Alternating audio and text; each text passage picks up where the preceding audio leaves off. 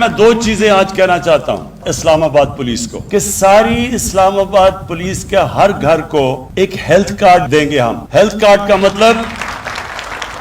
کہ ہر گھر کے پاس ایک ہیلتھ انشورنس ہوگی اور انشاءاللہ 10 لاکھ روپے کی ہر پولیس کے گھر کی ہیلتھ کی انشورنس ہوگی کہ 10 لاکھ تک کسی گورنمنٹ یا پرائیویٹ ہاسپٹل میں آپ اپنا علاج کروا سکیں گے۔ اور دوسرا